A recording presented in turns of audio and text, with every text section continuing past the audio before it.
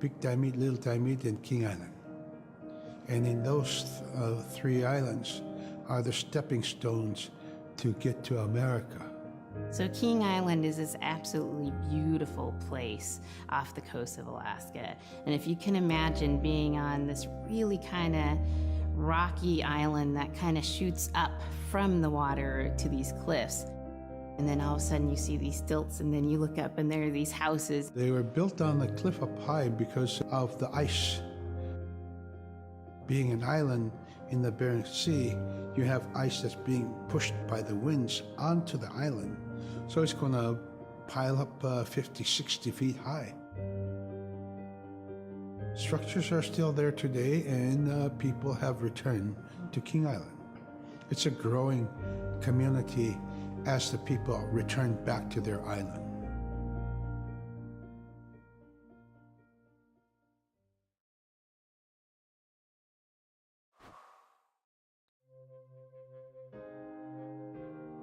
When I was young, my mom, whenever the Northern Lights came out, she'd just whistle. Boy, they come alive. Just keep whistling and that aurora will just like, you know, you can almost hear it. And then she explained to me a little bit later that those are children, and children who've passed away when they were children. You don't want to draw them in too much, you know, is what she said, because then they could play football with your head, play Eskimo football, and that's what they want to do. They're always playing, those children up there. Don't play out without your hood on. If you don't have your hood on, the aurora person is going to come down and chop your head off and play ball with your head. It wasn't like they were trying to do bad, you know, or it was like a scary story or anything like that. It was just, that's how it was, that's what it was.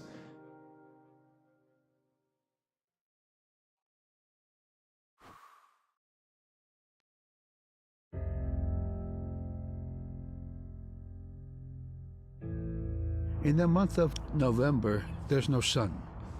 So during that dark time, we travel by the light of the moon. It's quite different. Everything was silver and black. Toward the horizon, we could see where caribou are because their body heat flowing upward, and we could see it glowing in the moonlight against a dark horizon where there's no stars. If somebody yelled, you could know who yelled from where the sound came from, but specifically where that cloud of their breath went up and it glowed in the moonlight. So that was a good time to travel. It was very surrealistic. And so things that were dark objects look very close, and white objects look very far.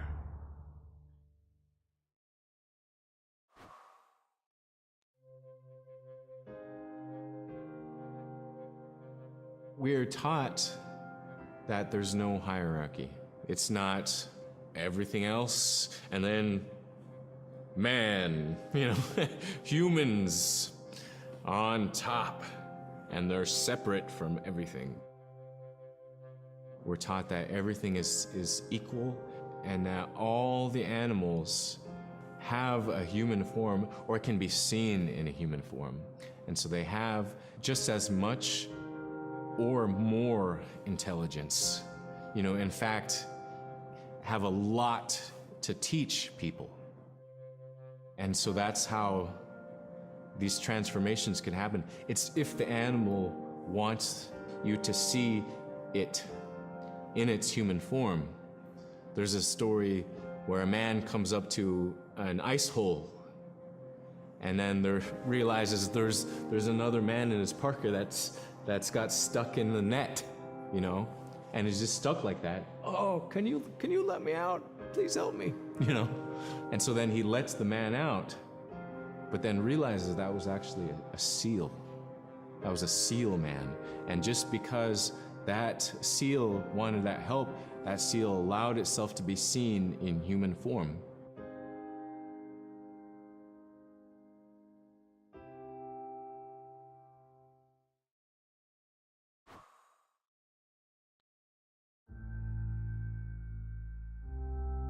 We have our Dimi, the body, which returns to Nuna, the earth.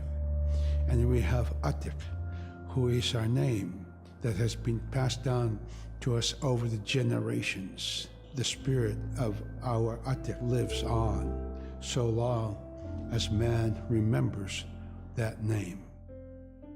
It would be hard to describe what happens after death. The feeling is that when our Anaginak returns to Sila, then that may be reborn if the name is passed on to a new child who can then retain some of the memories of the original name. And so it's not uncommon for grown-ups or adults to meet a child who has the same name maybe as their grandmother and say, "Hi, Akka," which means grandma, "Hi, Appa," or "Hi, little mom," or "Hi, little dad," because it's the traditional belief that the soul, is continuing on. Humans are renewed and replenished over time. Just like our plants. Every year flowers are born and bloom and they die. Next year they are born again.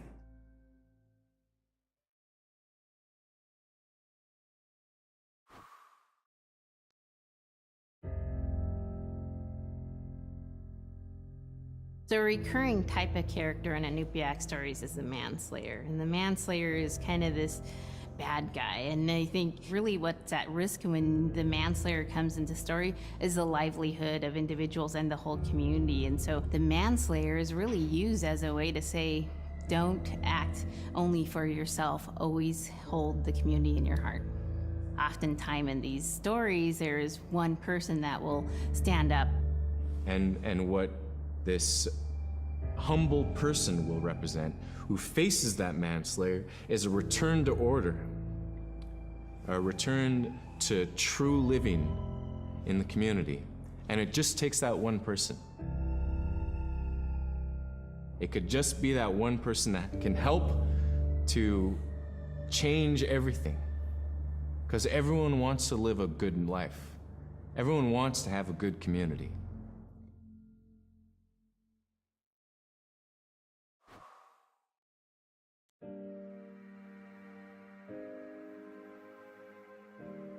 With regard to the environment, the blizzards have been one of the key elements that have impacted the survival of people, especially in the hard winter.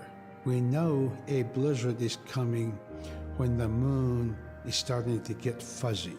We also look at the stars.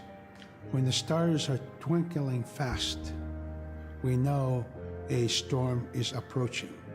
We look to the clouds in the sky to give us a direction the storm is coming from. We learn these as children by observing weather on a daily basis.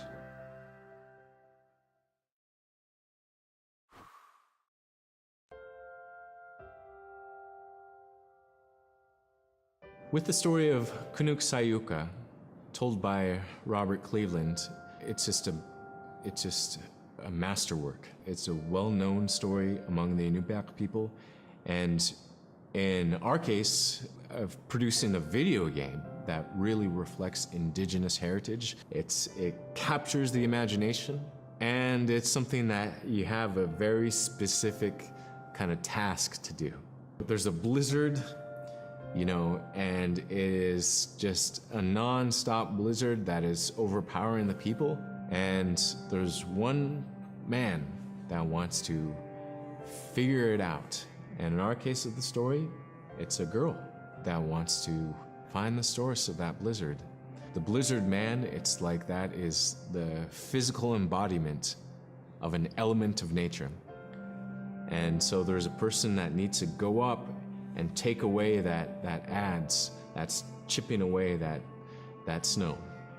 In that community, the person least expected is the one who stands up and makes the difference. Humility is something that we value, and where that comes from is the idea that you are not the biggest thing in the world. And when you live in an extreme environment like where the Inuit reside, you're at the whim of the environment, of the climate, of the animals. You can be as prepared as you can, by learning from your elders that, you're not the biggest force in the world.